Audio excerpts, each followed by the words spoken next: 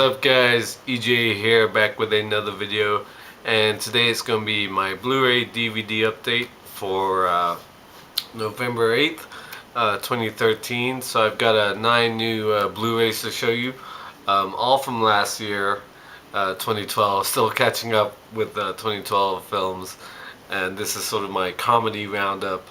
Lots of fun comedies from last year in this update. So up first, we have 21 Jump Street, starring Jonah Hill and Channing Tatum. Really one of the best and funniest surprises of last year, I thought.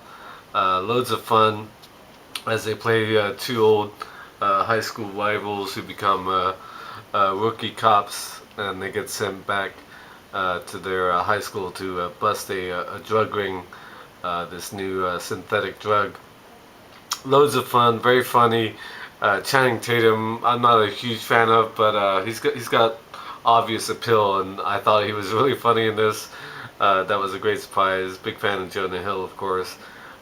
Bunch of great cameos, and yeah, one of the few films to be based off a TV show that actually sort of came through. 21 Jump Street was a lot of fun. One of the best comedies of last year. Okay, up next, we have American Reunion. Of course, after the several straight-to-DVD American Pie films, this one comes long after the American Wedding, the third in the original trilogy. Loads of fun, of course, bringing back the original cast. Jason Biggs and Sean William Scott, hilarious as Stifler as always. You got Finch and Chris Klein, Mina Savari. You know all the great cast from the original films. Allison Hannigan, of course. Yeah, big fan of the American Pie films, at least the first 3, and this one I thought was great as well, as they all go back to East Great Falls for their high school reunion. Yeah, I'd say it was actually better than American Wedding. Maybe not as good as American Pie, but certainly on par with American Pie 2. American Reunion, good to see the original cast back. Not a fan of the straight-to-DVD ones. I've only seen like bits and pieces of maybe the 4th one, Bandcamp, I believe. I don't think I've ever seen Naked Mile, and I think there's a 3rd one as well, I'm not sure. Anyway, moving on. A couple Will Ferrell movies. We have The Campaign. Of course, Will Ferrell and Zach Galifianakis, or Galifianakis, sorry. Good supporting cast. You've got people like Brian Cox, Dan Aykroyd, John Lithgow. Who else? Jason Sudeikis. Yeah, really funny movie about Will Ferrell as this congressman who's been in office for years, and nobody's ever run against him, and Zach Galifianakis challenges him, of course. And the funniest thing about this movie was the campaign ads. That's pretty much all I remember from this film, was the campaign ads were really outrageous and hilarious. The usual stick from these two, but I enjoy them, obviously, and yeah, it was a pretty funny movie. Okay, up next, another Will Ferrell film that really cracked me up, and that's Casa de Mi Padre, or The House of My Father. Hilarious sort of Mexican Western send-up, all in Spanish, of course, starring Will Ferrell, and introducing, I don't think introduced, but may as well have the lovely Genesis Rodriguez. Hilarious dialogue, completely cheesy and funny.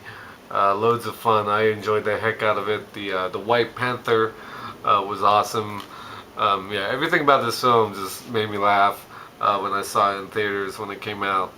Didn't really get much recognition when it did come out. Sort of slipped under the radar, I think. Maybe people just didn't get what it was about, but yeah, I thought it was hilarious. Will Ferrell, one of his best of recent years, that's for sure. Okay, up next, a more subdued comedy from last year, but still really good, and that is Jeff Who Lives at Home, directed by the Duplass brothers, I believe, Jay and Mark Duplass. Yeah, starring Jason Segel, Ed Helms, and the always great Susan Sarandon. Um, Jason Segel basically plays a slacker who lives at home with his mom and his sort of big brother, um, played by Ed Helms, sort of a semi-successful businessman, but his personal life is falling apart. He's married to what's her name, Judy Greer. Judy Greer, always awesome to see her in films like this, when she's not always playing the like stupid friend of the girlfriend in some romantic comedy. She's a really good actress. I just wish she'd sort of break out and get more recognition, because she's always awesome when she's on screen. When I see her on TV and movies, she really needs a sort of starring vehicle, Judy Greer, because she's a really good actress. Good film. Everybody sort of falls in line with Jeff's plan about life. Very close to the heart. This film, of course, because I lived at home for a long time, and I am not known to hustle when it comes down to working hard. If you want to be honest, but Jeffrey Lives at Home, good movie.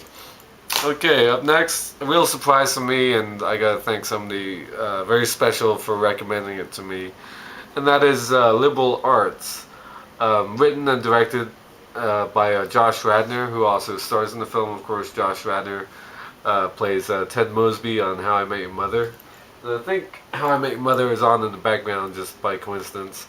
But yeah, really good film. He plays a sort of a New Yorker who goes back to his old college to visit his favorite professor in college, who is retiring.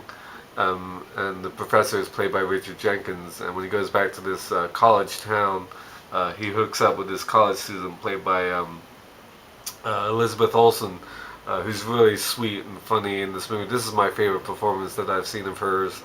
Was not a fan of what was the film? The 4M's film, May, Marlene, whatever the hell that film was. I hated Silent House, at least the ending. She's a good actress, and I really liked her in this. Allison Janney is also in this. She plays a professor as well. Completely hilarious, very funny. I'm a huge fan of Allison Janney. If you watch Mom, the new TV show that's on now, she's completely hilarious on that show. I've always been a big fan of hers. She's just a cool chick, and she can be funny and sexy, and which is really a great surprise on Mom. I'm loving her on that show. But Liberal Arts, good film about college and college life, and sort of he basically plays the Ted Mosby character in this film. And I really want to thank my girl Super Marcy for recommending me this film. I believe it's the second movie that Josh Radnor has written and directed. I don't think I've seen his first one, which he also mentioned. So I don't know the name offhand, but this is a good film. Check it out if you get a chance. Okay, up next, interesting film, sort of a bit off I thought, but I still enjoyed it. And that's Seeking a Friend for the End of the World, starring Steve Carell and Keira Knightley. Of course, the Earth is about to be obliterated by a 70-mile wide asteroid, and there's only a couple weeks left. And these two play neighbors who sort of bump into each other when the chaos begins. Anything to do with Armageddon or Armageddon-like scenarios, I like. So I was really interested to see this when I saw the first preview. Yeah, I thought tonally it was a bit off. I mean, it's a comedy, but there's some really sort of very serious moments. There's one guy who gets, I don't want to ruin it, but it's just some weird moments in this film that sort of, yeah, tonally this film wasn't all there as far as sort of real comedy goes. But yeah, fun film, good, strong leads. Always like Steve Carell and Keira Knightley. Not great, not perfect, but still decent film. Okay, up next, a little bit disappointed because I'm a huge fan of where it comes from, and that of course is This Is 40. Yeah, one of the few that actually came with a slipcase. There was another one in there, the last one. Of course, directed by Judd Apatow, sort of his follow-up to Knocked Up as far as the characters go, played by Paul Rudd and his wife Leslie Mann, who happens to be Judd Apatow's wife. I'm not a huge fan of Leslie Mann. I sort of don't understand why she gets so many roles in Hollywood. Judd Apatow puts her in his films. I understand that, but beyond that, I don't think she's a really great actress. But they're fun together in this film about modern family living. Of course, the Apatow kids play the two kids in this film as well. I forgot about that. Um, Paul Rudd, always good to watch. It's basically two people fighting over their lives about children and school and their parents and the money and housing and all that kind of stuff. Yeah, the usual Judd Apatow fare. Not as good as the likes of Knocked Up and 40-Year-Old Virgin, that's for sure. Uh, what's the other one he did? Funny People, which I'm a huge fan of. This 40, it was good, it just wasn't great. Okay, last but maybe least, because I'll probably get some shit for buying this film, but I liked it. What can I say? And that's This Means War. Of course, starring Chris Pine and Tom Hardy, who played two CIA operatives, one British, one American. You don't have to be a genius to figure out which ones. Of course, they both meet and sort of fall in love with Reese Witherspoon's character, and then the two of them try and one-up each other to win her affections. It was fun, it was cheesy, it was stupid, and I enjoyed it, I'm not gonna lie. I know it didn't do very well, and a lot of people sort of crapped on it when it came out. But yeah, I liked it. Sue me. So those are the 9 films, all on Blu-ray, all from 2012. Sort of my comedy roundup, completing the comedy films from last year that I still needed to pick up. So thanks for watching as always, and until next time, I'll see ya. And usually I would wave right now, but I just want to say the whole Google Plus comments thing with YouTube recently has forced me to think about not doing videos on YouTube anymore, but I'm going to continue to do it.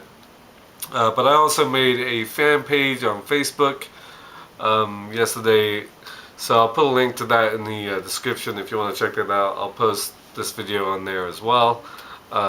So I tried linking my YouTube account to Google, whatever. I'm not sure how it works. I'm not sure if I'll still be able to comment and reply to comments whenever I get a comment. Hopefully on this video, that'll be probably my first opportunity to check that out. So yeah, bear with me.